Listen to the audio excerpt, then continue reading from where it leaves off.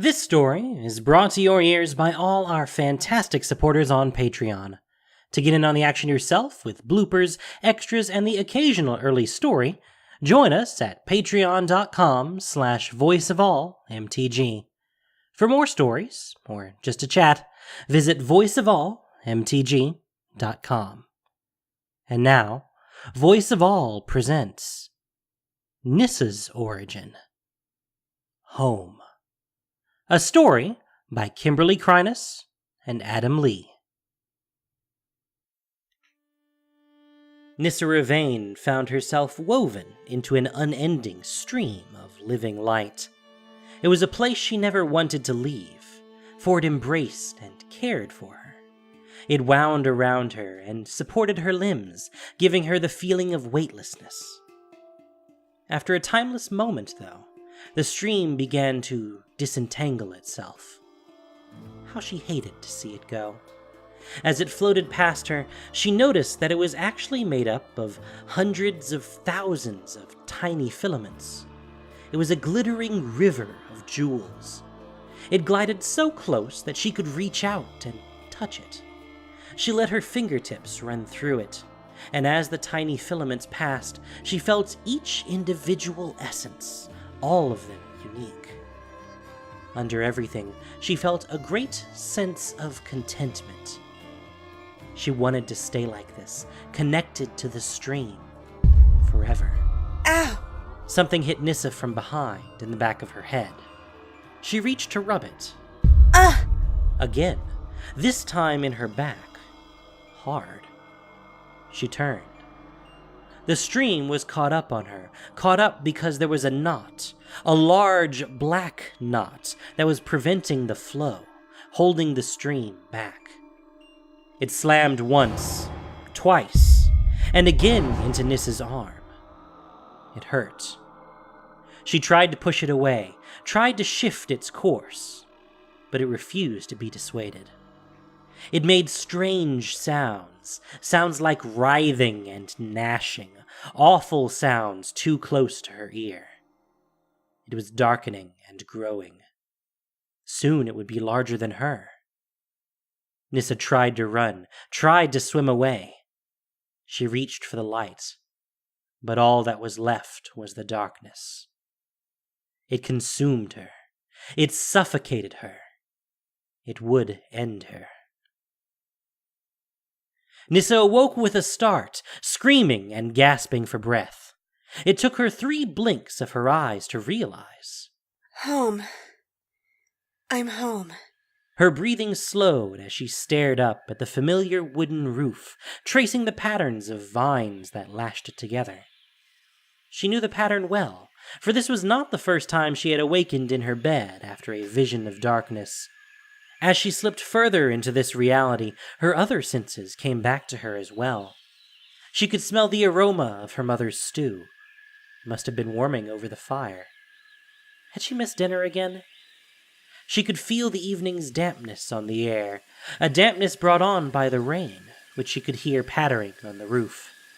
The sound of the rain was gentle and calming, but there was something turbulent under it. 2 voices. Hushed and tense.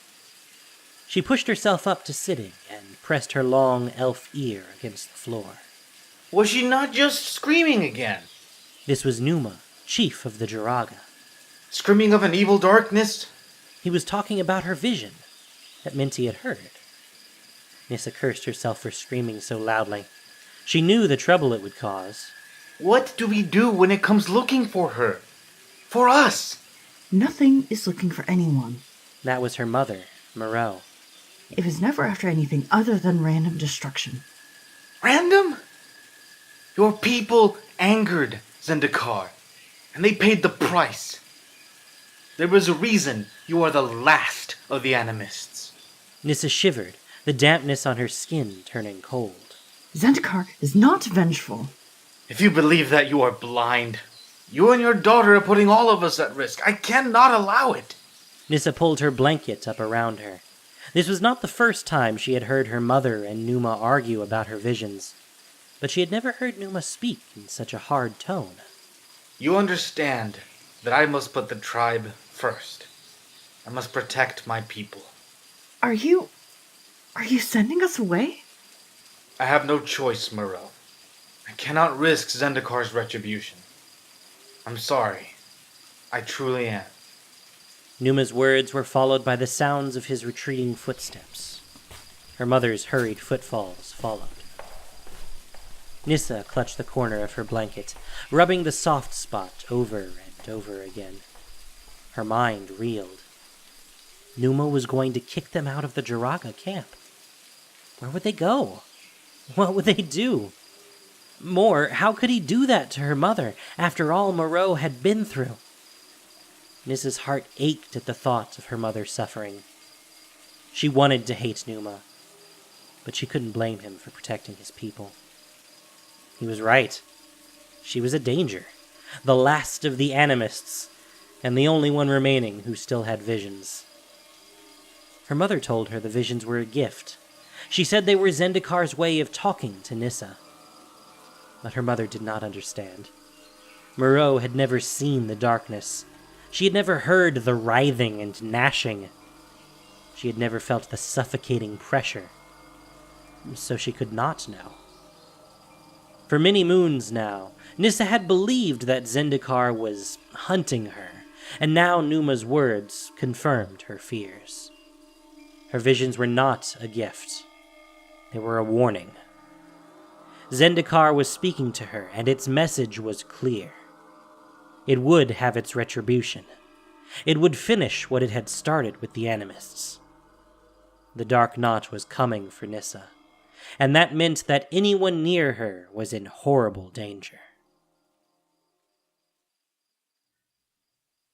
Nissa slipped out of the house before her mother returned.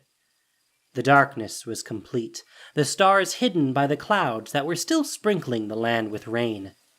She packed light, her staff sword, bow, arrows, bedroll, and a few provisions. She'd hunt on the way. The only other thing she brought with her were the bits of nature magic that she knew, which somehow seemed less impressive now as she was slinking through the darkness alone. When her feet wanted to turn around, she reminded herself of why she was leaving. She would not lead the horror to those she loved. When it came for her, it would find only her. Nissa didn't stop or even slow until she saw the first hint of deep blue light through the trees. She had kept such a pace that she would be ahead of any Jaraga trackers by at least half a day, and that's only if they could find her trail. But they wouldn't. She had been using her nature magic to cover it, putting every last blade of grass back in its place. She glanced over her shoulder to reassure herself. Her spell had worked flawlessly. There was no sign that she had traveled here. Not even the most skilled tracker would be able to find her. As the reality of that thought set in, Nissa's mouth went dry. She took a deep breath, forcing down the feeling of dread, and turned forward to press on. What the... Nissa squinted at the ground. Was it a trick of the light? She shielded her eyes from the dim pre-dawn. It was still there. A shimmering stream extended out in front of her. Nissa gasped. It was just like the stream of light from her vision. No! Her stomach clenched. It was happening already. The stream would lead the Dark Knot right to her. She took a step back. It moved with her. Stay away from me! Nissa kicked at the stream and took off at a run in the other direction. But there it was in front of her, again. She somersaulted and changed course. After 2 steps, it was pointing to her once more. She turned a third time and leapt over a log. This time it was there before her first foot landed. When the sole of her boot touched the ground, the glowing stream swirled up to meet her. Before she could turn again, before she could run, it wrapped itself around her like a cocoon. It happened so fast that Nissa's struggles were pointless. She went to reach for her sword, but her sword hand was bundled up in a sparkling tendril, floating weightless like her other limbs. She tried to twist her way out. She tried to panic, but neither worked. The embrace was so comforting, so calming that she couldn't help but soften into it. It was telling her it would not hurt her, that it was not evil. But it was. She knew it was. Wasn't it? Her confusion turned to awe as the stream enveloped her completely. In that moment, deep in the heart of the Jaraga forest, Nissa connected with Zendikar. She understood then. The glowing stream of light and life was the land's soul, and it was the most beautiful, most wonderful thing Nissa had ever touched. It eased her into a vision, guiding her gently into its thoughts, its memories, and its hopes. The stream swirled around her, each of its jewels sparkling. But Nissa understood that they were more than just jewels. Each sparkle was a living being. All the beasts, plants, and races of Zendikar were a part of the endless stream. What was more, the stream was not just a stream. It was the land. It was the contours and the depressions. It was every blade of grass, every pebble of dirt, every grain of sand. It was everything, and it was all connected. The glowing creatures frolicked around her, coming into focus as they passed by her eyes. She watched the Baloth roar, the great Jerwarl tree wave in the wind, the long, slender nectar snake slither across the ground, and the Barudus bird soar through the sky. And then she saw an elf. An elf that looked very familiar. It was a perfect, crystalline version of her. The glowing Nissa walked along the streaming land. Each step she took sent shimmers through Zendikar's soul. She followed the stream through the forest, picking up speed as she went, running faster, faster, leaping, and then flying.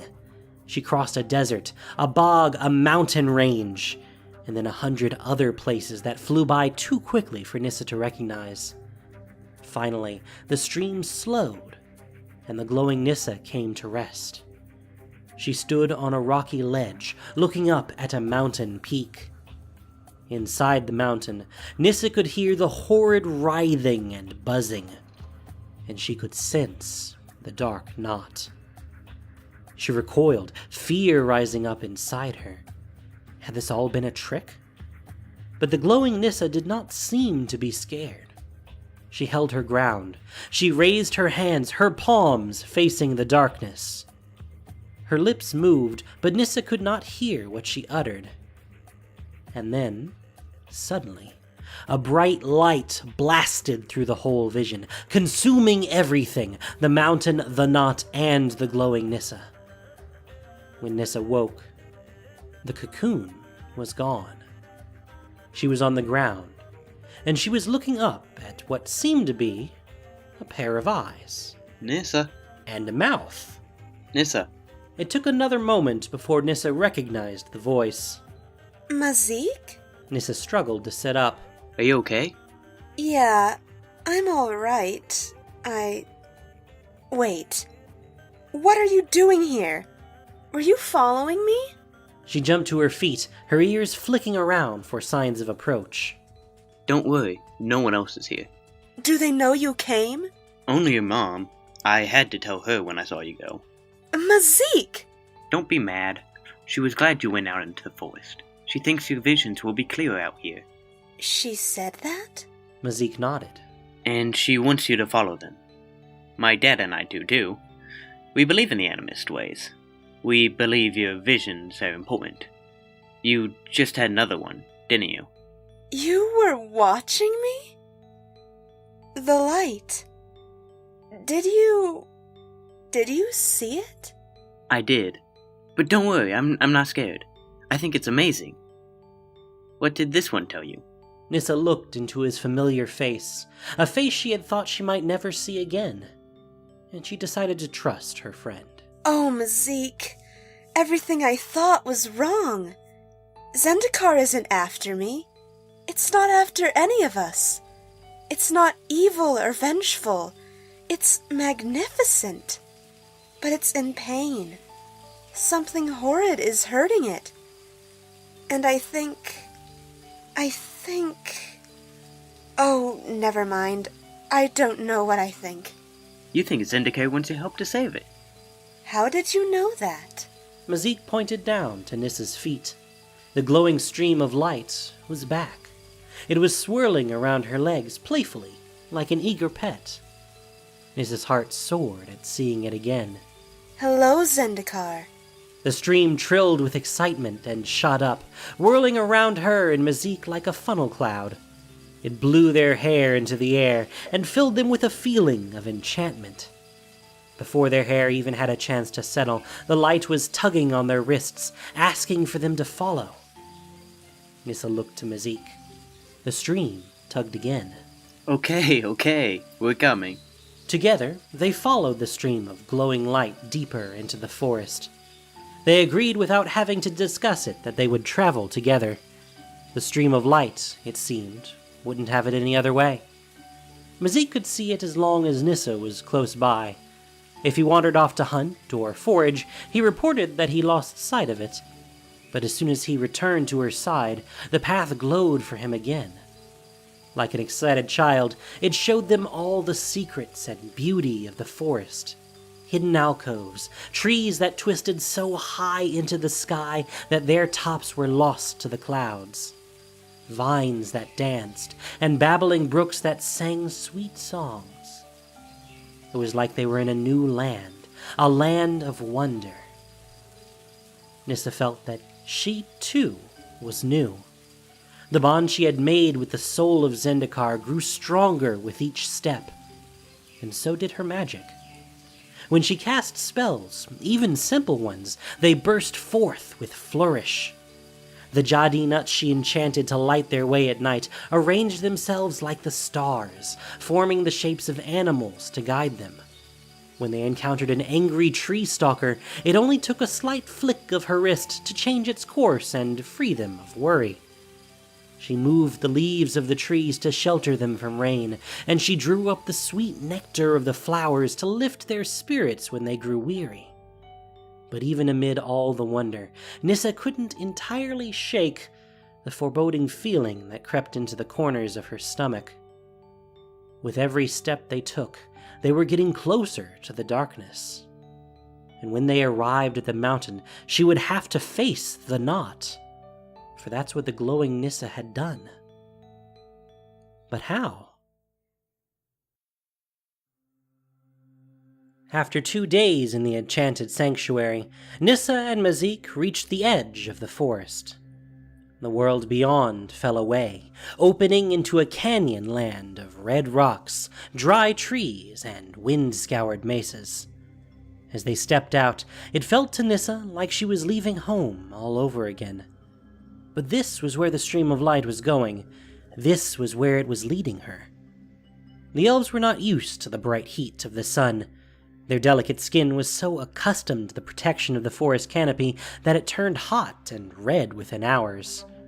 They drank all but a few drops of the water they were carrying before the first nightfall, and their feet ached from walking on the hardened ground.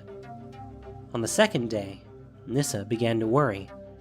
She didn't want to believe that the soul of Zendikar would lead them out here to their deaths, but if they didn't get fresh water soon, their fates would be sealed. Where are you taking us? We're thirsty. The stream only shimmered in response, leading them on through the canyon. By midday on the 4th day, Nissa was so hot and thirsty that, when they crested a hill and saw a vast marshland below, she let out a whoop of pure joy. The elves raced down the hill to the marshland, kneeling at the edge of a brackish bog. Nissa used her magic to draw out streams of pure, cool water. They drank until their bellies were full, and then they snacked on the wild mushrooms that grew along the bank, and drank some more. Nissa was utterly content until Mazique spoke. Now we have to cross that? It was a rhetorical question. He could see the shimmering stream just as well as she, and it very clearly went straight through the bog. At least there's water. Wasn't there another way around? The stream twittered and shimmered and tugged her along as though it was completely unaware of their current predicament. And perhaps it was unaware, Nissa thought. It was the soul of the land, after all. All of the land, not just part of it. The bog was as much a part of Zendikar as the forest was. With that thought came a sense of compassion, and Nissa's eyes opened anew. As they picked their way deeper into the marshland, Nissa formed a connection with it. She saw the beauty in the moss-laden trees, felt the magic in the mists that rose up from the brackish waters, and swayed to the song of the swarms of lionflies that circled them. She never would have believed a bog had so much to offer. I think we should get out of here. Channeling her newfound sense of love for the bog, Nissa ran her fingertips across the swardy surface of a nearby snapfern. It's okay, Mazique. If you just open yourself to it, you'll see. No, Nissa, we have to go. Now. Nissa spun at Mazique's shout. As she did, she caught a biting scent in the air. Oil, unguents, death. Vampires. Mazique grabbed her arm and pulled her along, high-stepping through the muck. Where are they? I don't know. Everywhere? A hiss from behind them made them both turn. 5 vampiric horrors loped after them. The biggest one, a shirtless male streaked in blood, led the charge. We have to get out of the bog. Help us. The soul of Zendikar responded to her need. The strength of light cut a new path through the marsh, one Nissa knew would lead them to safety. She ran like an arrow along the glowing stream, faster than she had ever run. The connection she had made to the bog allowed her to move through it like she did the forest. She leapt from log to log and swung on low-hanging vines to cross a dark ravine. She felt the vampire's presence recede, even before she broke through a thick line of trees and out into a clearing. Panting, she clutched her knees. The stream of light gathered around her feet, which were now on solid, non-bog ground again. That was close. Did you see the teeth on that big one, Mazique? When he didn't respond, Nissa looked up. Mazique? Nissa's racing heart plummeted. Mazique! Her call fell flat against the thick bog, and she turned to the glowing stream. Where is he? No! Nissa sprinted back into the bog. She did it without thinking, but a few steps in, her thoughts caught up with her feet. She was most certainly running toward her death. She shook off the cold fingers that tried to pull her back. She wouldn't go back, not without her friend. There were 10 of them now. The reeking, shrieking vampires were circling one of the tallest trees.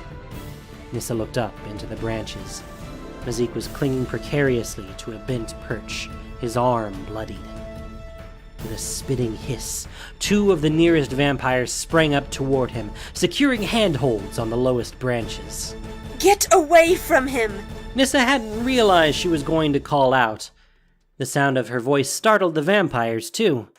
They turned as one, and, seeing her, their hungry eyes locked onto their new prey. Nissa only had the space of a few heartbeats to react. Her instincts took over. She reached for the land, for Zendikar, channeling its power. She hoped to pull up a few roots, enough to make a barricade, enough to give her time to run. But rather than roots, she pulled up what felt like an entire tree. Though as it emerged, she realized it wasn't a tree at all. It was the land itself. It rose up in a wave, growing out of the muck and taking on form. It was as tall as a Baloth.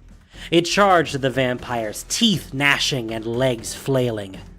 It took the first 2 out merely by crashing into them.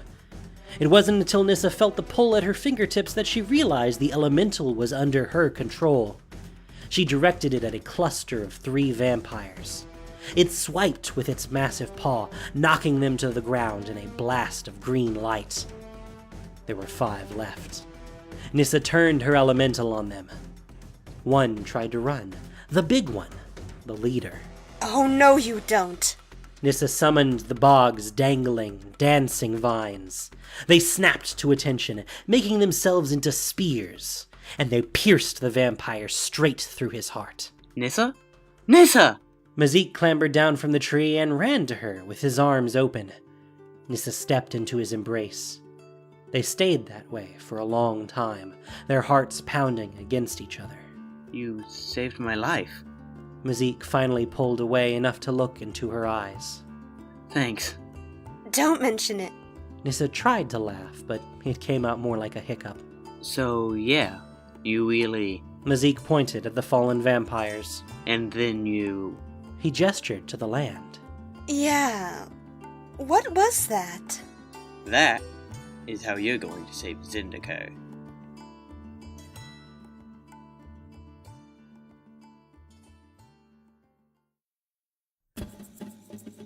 They broke free of the swamp just before dawn. Nissa missed it more than she thought she would. She had grown attached to the muck and the saggy trees and the moss that covered every surface. Now they were in the foothills of Akum, yet another new part of the land to learn. Mazique encouraged Nissa to practice using her new powers. She agreed. It felt like the right thing to do. To hone her skills, she called together the detritus that littered the ground and lifted it to form a hovering canopy that shaded them, sending crevice miners and trench giants alike scattering away. She moved enormous boulders that blocked their path, and she made stairways and bridges out of the land so they could cross the deep canyons. Mazique was convinced Nissa's magic was the key to destroying the darkness.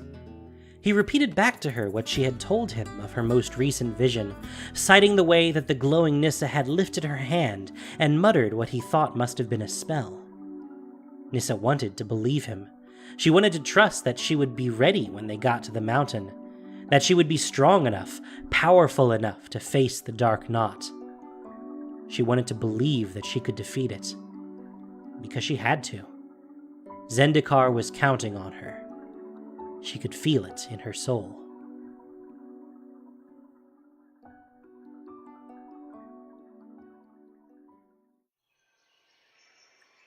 It happened deep in the forested mountains of Akum, just moments after Nissa had calmed a charging Herda's violent tantrum. She came up short. What is it? Nissa didn't answer. She scanned the trees in front of her, searching, but it was gone. The glowing stream was gone. Nissa? I don't know. I lost it. Do you see it? Mazique turned his eyes to the ground, searching along with her. It was just here a moment ago. Nissa knelt, feeling around for her connection, for the glowing soul, but there was no trace of it. Do you think we should backtrack? Maybe we took a wrong turn. I don't think so.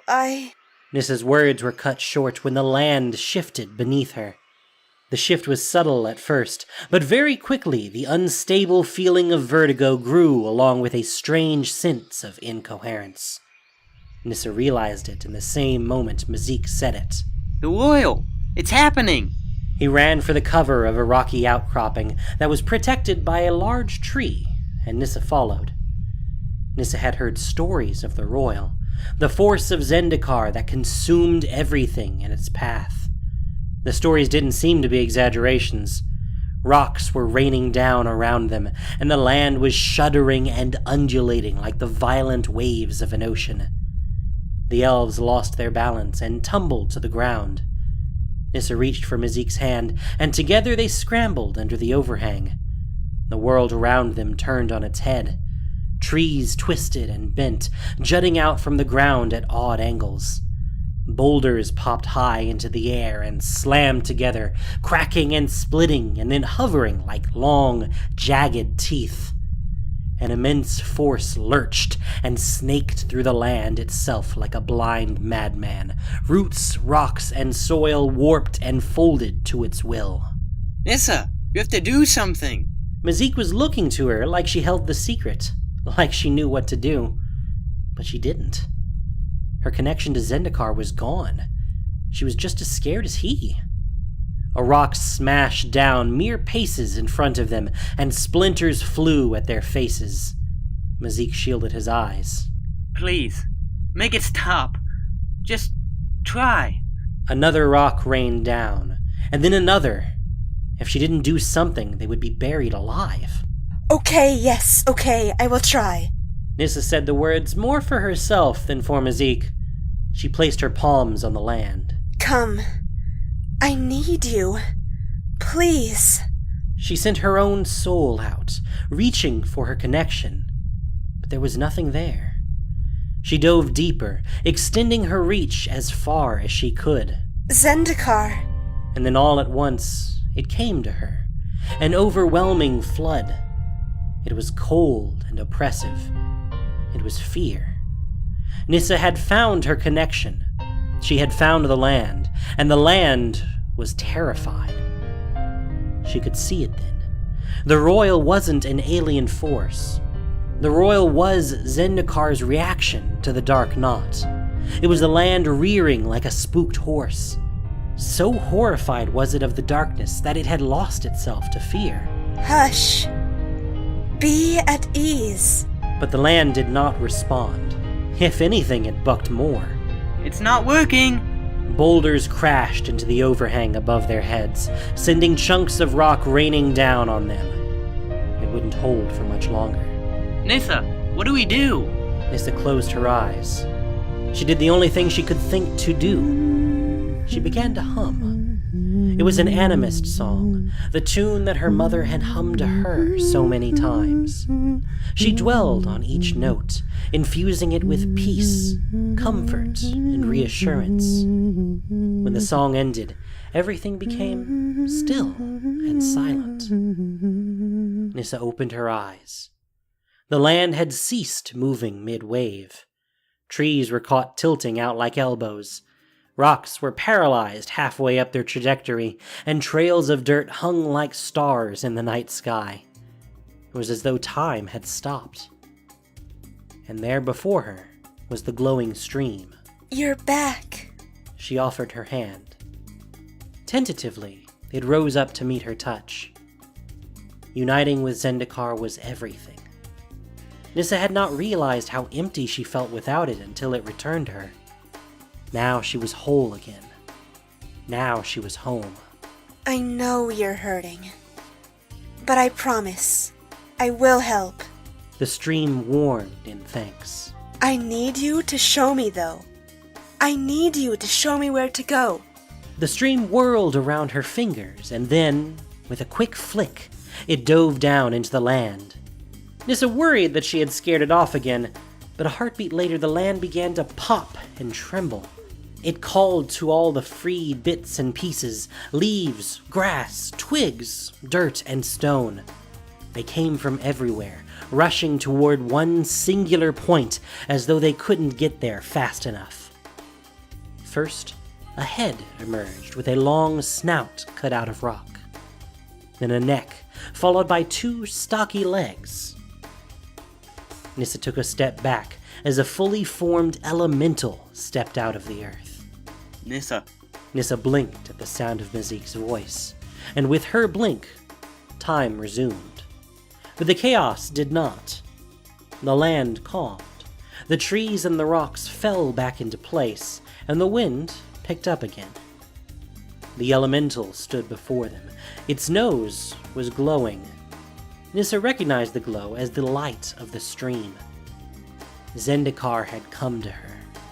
Even here, even in this place so close to the darkness, even though it was scared, it had come to guide her. Thank you.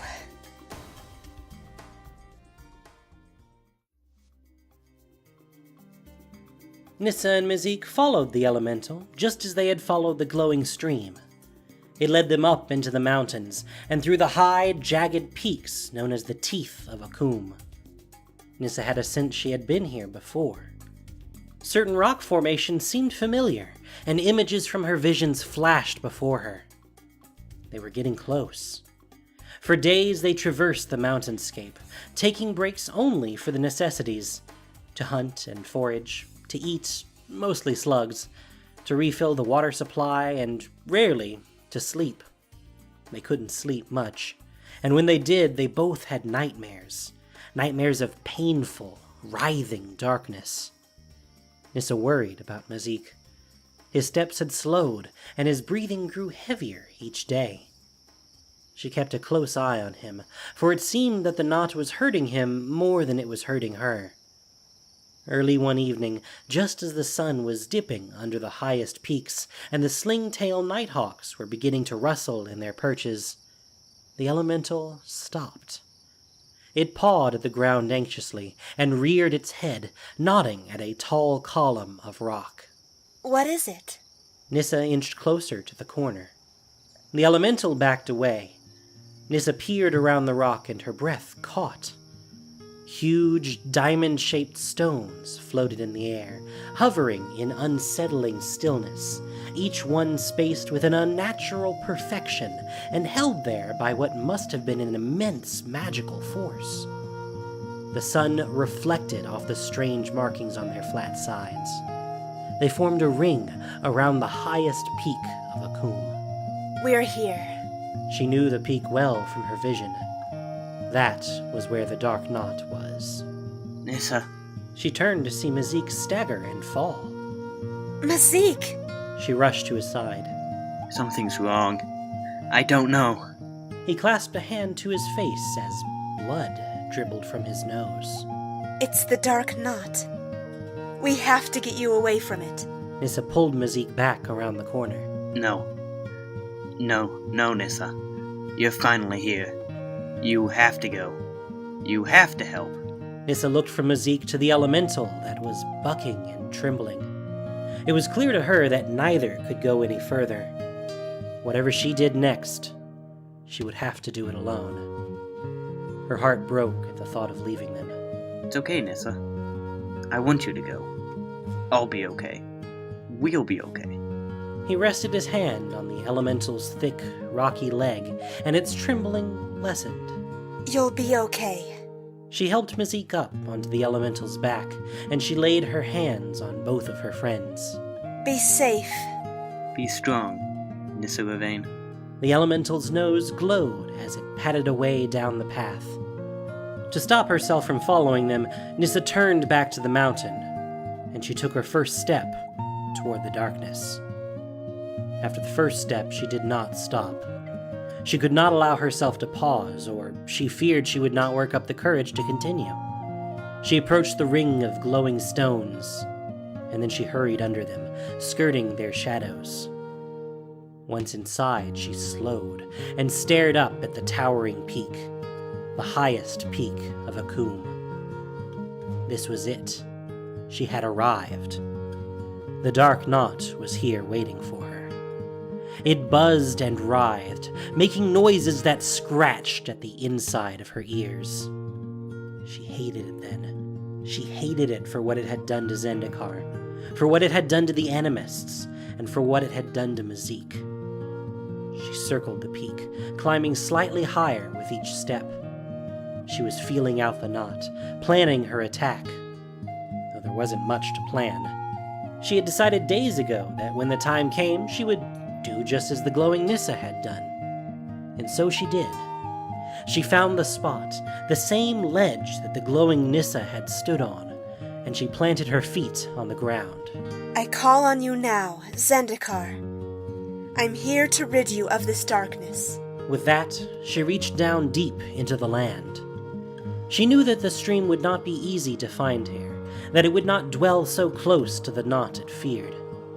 But she also knew that it would come to her call. It seemed to understand the importance of the moment, for she did not have to reach quite as deep as she thought to find it. When she connected with Zendikar, she drew upon its power. She pulled it into her, as much power as she could hold, and then more.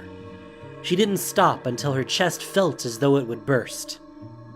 And then she lifted her hands, oppressively heavy with power, and sent forth a blast so great that the entire sky filled with the energy she had summoned. She screamed with the effort and stumbled back, straining to hold her hands up as the power flowed from her. When the last of the magic had drained from her fingertips, she sucked in a long breath and looked to the mountain. She expected to see a ruined peak, a crack from which darkness was oozing out. She expected to face her enemy, and for that she was prepared. But she need not be. The mountain was unblemished, and the darkness was still writhing inside. It was as though her spell had done nothing. How? The dark knot contorted and gnarled in a way that sounded like evil laughter. The scratching cackle pulsed forth in a shockwave of madness that rushed Nissa, piercing her eyes and burning through her psyche. It showed her everything. She saw what was inside the mountain. She saw what it wanted. And she saw what it had done. She saw the monster. Nissa screamed again, this time in terror, and she crumpled to her knees as wave upon wave of monstrous madness washed over her. Just when she thought she would not survive another wave, something inside her cracked, like an egg breaking open, and a warm, thick, all-consuming force spilled out of the crack. It surged through her with an unmatched intensity, greater than the madness of the monster, capable of ripping her apart from the inside, capable of ripping apart the very fabric of Zendikar. It was over then. This was the end for her. She had not destroyed the darkness. It had destroyed her. Nissa let go.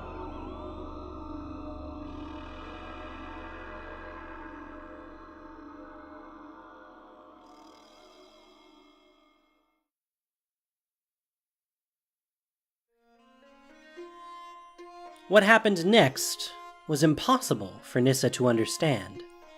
Excruciating pain shot through her, and Nissa was sent hurtling out into a void. She saw light and energy, swirls and holes. There was no up or down. There was no land or sky. It was black, and then it was bright. She was tumbling, but there was no way to stop. There was nothing to hold on to. If this was her end, she wanted it to just end. She didn't want to suffer anymore. She squeezed her eyes shut and curled into a ball, clutching her legs to her chest. And then, suddenly, there was solid ground beneath her. It had come out of nowhere.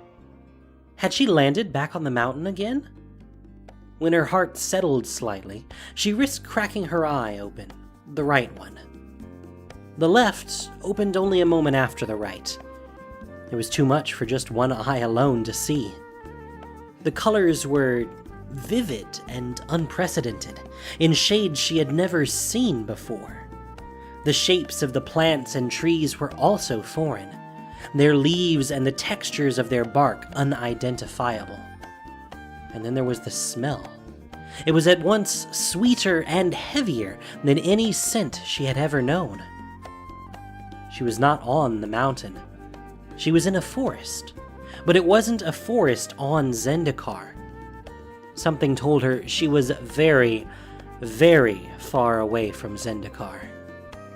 There was a flutter of relief that accompanied the realization. She was not in the same place as the monster. She had escaped the dark, knotted madness, escaped the pain. But the relief was followed closely by a sense of failure. She had broken her promise to Zendikar. She had faced the darkness, and she had lost. No! Nissa slammed her fist into the ground in rage. When she did, the land reacted. Something inside of it jumped up to meet her and pulled her in. She fell into this new land. Lorwyn, it called itself. It was nothing like Zendikar. The only thing the two worlds shared was that they were both worlds. Beyond that, they were as different as two snowflakes, each with its own markings, its own ways, its own inhabitants. Where Zendikar embraced her, this land was standoffish. Where Zendikar was playful, this land was somber. But they were both in pain. How? How can there be so much pain, so much darkness, so much evil? The evil in this land was not far under the surface. It was bubbling up, ready to release. 1,000 shadowy spiders had been growing and now were chewing through their silken egg casing. The great aurora brings the night, as death reveals its door. Shadows fast obscure the light, unleashing shadow more. The spider things hissed. Nissa shuddered. Get back! We will not go back. It is our time. We are coming. Soon, everything will be ours. A wave of crawling darkness washed over Nissa. Nissa woke to a circle of scowling faces and realized that she had been screaming again. The faces were elf-like, but the beings had horns growing out of their heads and hooves instead of feet. Their swords and spears were leveled at her. The group muttered as they looked at Nissa with a mixture of suspicion and curiosity. No horns? The hooves. Look at her eyes. Her eyes are glowing. Stay back. This voice was firm and strong, and it came from a tall, poised female, clearly the leader. She brandished her sword, its tip coming inches from stabbing Nissa's nose. Nissa started and let out a small squeak. Enough with the noises. Do you want to ruin our hunt? Your hunt? The Blight hunt. Those horrid creatures will flee if you keep up your screaming like a banshee. Nissa jumped up. Yes! You know of the Blight too! I saw them. They're coming.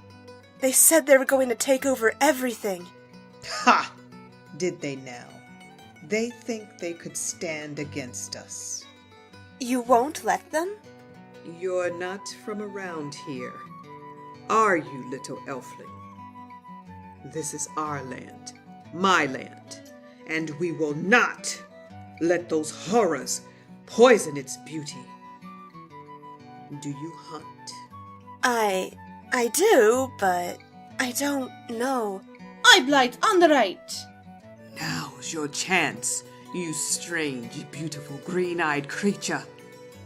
Take up your blade and prove yourself. With that, she charged into the thicket of trees on the right. My blade. Nissa unsheathed her sword. Yes.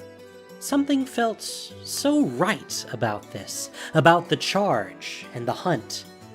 This was what was supposed to happen when a land was threatened. She ran into the trees after the hooved elves of Lorwyn. A male elf, not much older than Nissa, caught her eye as she entered. He held up his hand and motioned for her to move to the fringe of the trees. She did so without making a sound. Together, they crept along the perimeter of the thicket. Nissa could hear a grunting, yapping sound like wild pigs or goblins. They're close. I'm Galad, by the way. The male elf smirked. Nissa. Nice to meet you. It looks like you've caught Dwynen's eye. She doesn't make a habit of inviting strange elves along on her prized hunt. But I can see why she let you tag along. You're one of the most beautiful creatures I have ever seen. Galad leaned in as he spoke and breathed in Nissa's scent. Nissa shuddered at his closeness. There was something intoxicating about the moment. These elves, this place, the hunt for evil. In a way, she felt like she was finally where she belonged. There it is! A heartbeat later, he sprang out from the trees and jabbed with his spear. Nissa pounced behind him, landing next to him just in time to see him slash the throat of a small creature that yelped in fear. There's more! Get them! Nissa dove on top of another small creature, her blade raised, ready to strike. But something stopped her. This wasn't one of the evil spider creatures from the cocoon in her vision. This was a squat creature with greenish-gray skin that was all lumpy and warty. 2 eyes bulged out of its head in a toad-like masquerade, and its mouth flapped open and shut as it tried to make a sound. Nissa was frozen, her hunter's instincts halted by the look in its eyes. Don't kill. Please? There was no way Nissa could slaughter this innocent creature. She jumped off of it and let it scamper away. Galad, what are you doing? These aren't the evil. Galad didn't hear a word. He was lost in the heat of bloodletting, dispatching one creature after another. Galad, stop! Nissa ran for Galad as he cornered yet another. The small creature squealed for mercy. Don't hurt it! But she was too late. His spear sunk into the creature's chest. No! Nissa sank to her knees next to the small body. The creature blinked up at her, its eyes wet and lost. Nissa's hands fluttered around it, unsure of where to move or what to do. There was nothing to do. She rested her palm on its forehead. I'm sorry. And in that moment, she connected with the strange creature. She felt its place in the glowing stream of life that was Lorwyn's soul. She felt its hopes and dreams, its fear. She felt its pain and suffering. And then, she felt it die. Why? Nissa jumped to her feet and spun around. Galad was standing so close she could feel his hot breath on her cheeks. He must have been watching her. Good. Why did you kill it? Because the Boggarts are a blight? They're not a blight. They're living things. They're part of this land. You're an elf. An elf. And you're insane. Galad looked down at his chest. Nissa followed his eyes and realized that her blade was poking his garment right over his heart. She saw it, but she didn't lower it. There's so much evil, so much darkness already. I've seen it. I've seen it all. It's horrible. It's awful. Tears welled in her eyes as she thought of her precious Zendikar. Yet you insist on adding more. Get away from him! What are you doing? Dwynen stormed up to Nissa. What are you doing? You cannot kill these innocent creatures. I will not let you. Dwynen drew back her bow. How dare you? How dare you come to my forest and tell me what I can do? She nodded, and Galad lunged at Nissa. Nissa dodged and spun away from the attack. She held up her blade to block a second strike, but it never came. Both Galad and Dwynen stood shocked, staring ahead, their mouths hanging open. Nissa turned slowly, dreading what she would see. Her worst fears were realized. A towering wall of twisted, squirming night was approaching them. As it moved across the land, it left dark destruction in its wake. Shadowmoor! No! Not my Lorwyn! Not my beautiful Lorwyn! She summoned her magic and blasted a spell at the approaching darkness. Galad followed suit. Nissa stepped up next to them, reaching down for her own magic. What are you doing? I'm helping you. You're not helping. This is all your fault. Witch! In one motion, Dwynen threw Nissa to the ground and landed with her knee on Nissa's chest. I didn't do this. Let me help, please. Maybe together we can. Dwynen pressed a knocked arrow to Nissa's throat. You destroyed my world! She moved to release the bowstring, but just as she did, the wall of darkness touched her. Dwynen was paralyzed, caught in the great aurora of Shadowmoor. She changed before Nissa's eyes, darkening and hardening. Before the dark wall could touch her, too, Nissa slid out from under the tip of Dwynen's arrow, sprang to her feet, and ran. Where are you going, pretty little elf? Nissa didn't look back. She just kept running. She kept running and thinking of Zendikar. Oh, you want to go home, do you? But what will you do when you get there? You're powerless against the evil that haunts Zendikar. Nissa's steps slowed, but just for a heartbeat. She forced herself to press on. She was only barely avoiding the wall of shadow. Zendikar! Zendikar! Zendikar! She felt the spark inside her, the one she had felt at Akum before she had been hurtled into the void. It had ignited again, and it was tearing her apart from the inside. You will regret it if you go. You will fail again. No, she would find a way. She just had to get there. Nissa charged through the pain, toward the place where she could feel the world opening to let her out. Stay here, little spark walker. Stay and join me. I will make you more powerful. I will give you what you need to save the precious Zendikar. The void had opened. It was right in front of her, and Nissa stood at the threshold. She could see the swirling eternities on the other side. All she had to do was step through. But she hesitated. Stay, Nissa. Stay with me forever. That was the thing, though, wasn't it? If she stayed, she would never leave. She would be powerful, yes, but she would lose herself, and she would lose her connection to her land. If she stayed, she would lose Zendikar. In Nissa's moment of clarity, a thread extended before her. It was like the glowing stream of light she had come to know so well, but much brighter and thicker. It ascended to meet her. This was her path. It was the very thing that she had been searching for all her life. She reached out with a trembling hand and took hold of it. It pulled her with great force through the tear in the fabric of Lorwyn and out into the void. As she tumbled into the vast space, she saw her path unravel through the eternities. It would lead her many places, but for now, it would lead her home.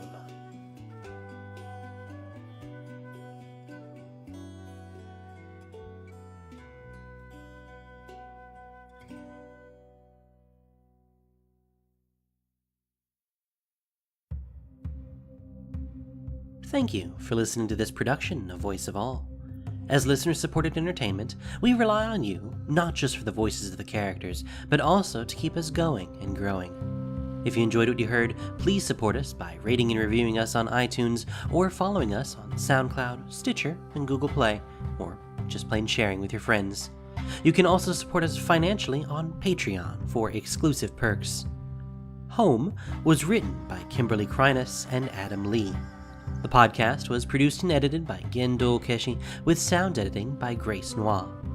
This week's story featured the voice talents of Bass Jalarin, Grace Noir, Baldor, the Foxwolf, Liam Wilson, Christina Edelman, Tsuki no Kage, Gamer Dragon, Diego Dominici, and Carolyn Potts. Magic the Gathering is copyright Wizards of the Coast. Thank you for listening. Have a great day.